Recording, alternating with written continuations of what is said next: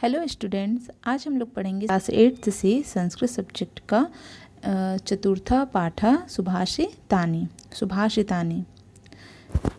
यहाँ पे कुछ श्लोक दिए हुए हैं जिनका हम अर्थ जानेंगे।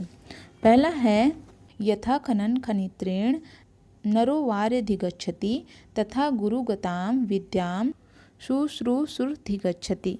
अर्थ है इसका, खनन मतलब होता है खोदता हुआ, खनित्रेण मतलब होता है कुदाल, और नरो वार्यधिगच्छति का मतलब होता है, नर मतलब मनुष्य, वारी मतलब जल, और अधिगच्छति मतलब होता है प्राप्त करता है।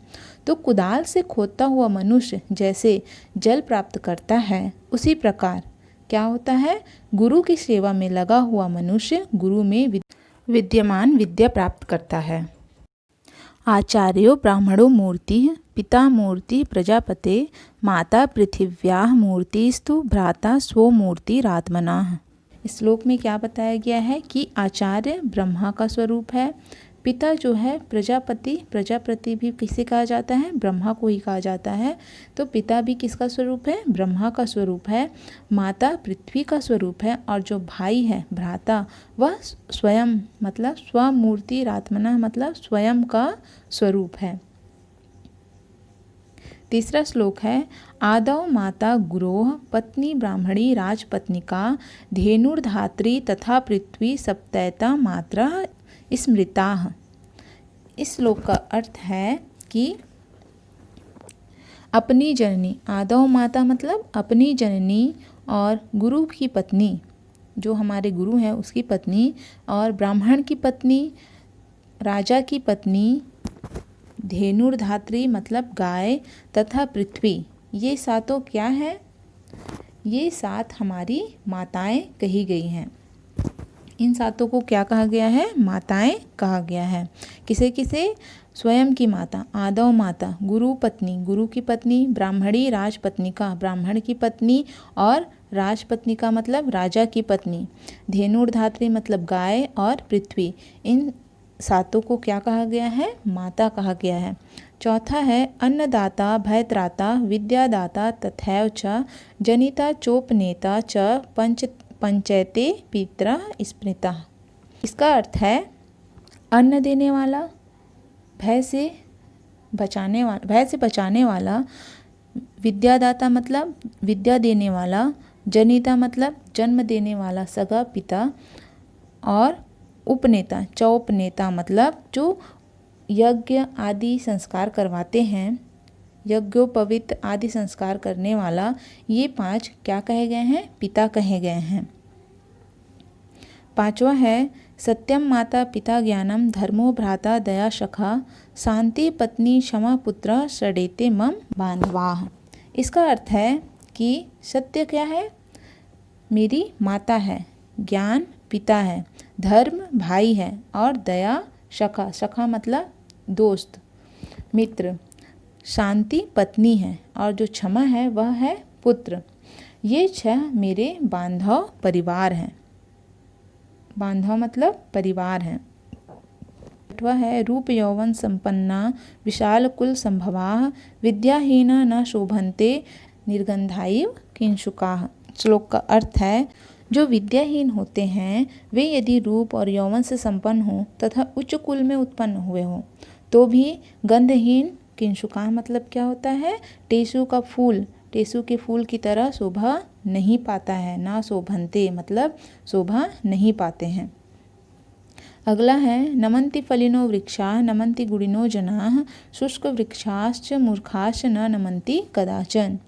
इसका अर्थ होता है नमन्ति यानी झुकते हैं, फलदार वृक्ष जो फलों से लदा हुआ वृक्ष होता है वह झुक जाते हैं, गुणवान लोग नमन्ति गुणिनो जना, जो गुणवान लोग होते हैं वे भी झुक जाते हैं, परंतु जो सूखे वृक्ष होते हैं और मूर्ख लोग होते हैं वे कभी नहीं झुकते हैं।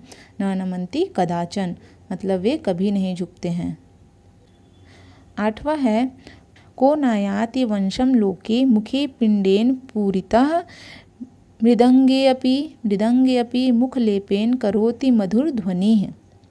इस श्लोक का अर्थ है संसार में कौन मुख में भोजन देने से वश में नहीं आ जाता, क्योंकि मृदंग के मुख में लेप करने से वह भी मधुर ध्वनि करता है। इस संसार में क्या बताया गया है कि किसी भी इंसान के मुख में भोजन डाल दो तो वह क्या हो जाता है, वश में आ जाता है। जिस प्रकार मृदंग जो होता है, ढोल जो होता है, उसके ढोल के किनारे में काले कलर का लेप लगा होता है। लेप करने से क्या होता है, उसमें से मधुर ध्वनि निकलने लगती है। 9वां है पयसा कमलम कमलेन पयः पयसा कमलेन विभाति सरः मणिना वलयम वलयेन मणिः मणिना वलयेन विभाति करः। शशिना च निशाः निशया च शशि शशिना निशया च विभाति नभः कविना च विभु विभुना च कविः कविना विभुना च विभाति सभा। इस श्लोक का अर्थ है कि पयसा कमलम कमलेन पयः पयसा कमलेन विभाति सरः। सरः मतलब सरोवर। तो जल से कमल तथा कमल से जल सुशोभित होता है। जल और कमल से सरोवर सुशोभित होता है। जैसे लिखा हुआ है यहाँ पे, जल से कमल और कमल से जल सुशोभित होता है, और जल और कमल दोनों से सरह मतलब सरोवर, तालाब सुशोभित यानी सुंदर दिखता है।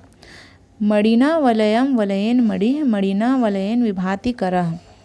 मणि से कंगन तथा कंगन से मणि सुशोभित होता है। मणि और कंगन से और इन दोनों के मिलने से कौन सुंदर दिखता है, हाथ सुंदर दिखते हैं जिसमें इसे धारण किया जाता है।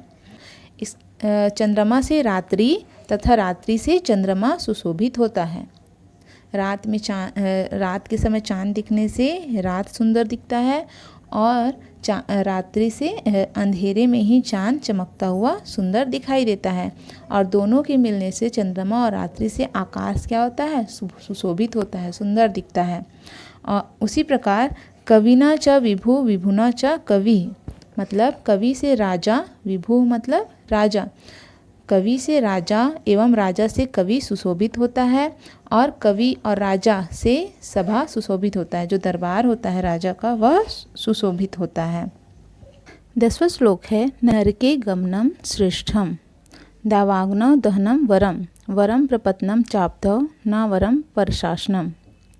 इस श्लोक का अर्थ है कि नरक में जाना श्रेष्ठ है। नरके गमनम श्रेष्ठम। जंगल दावाग्नौ दहनम वरम अर्थात दहन मतलब जलना, जंगल की आग में जल जाना अच्छा है। जंगल की आग में जल जाना अच्छा है। वरम प्रपत्नम चापधाव न वरम परशासनम। और समुद्र के गहरे जल में डूब जाना भी उत्तम है, किंतु परतंत्र रहना अच्छा नहीं है।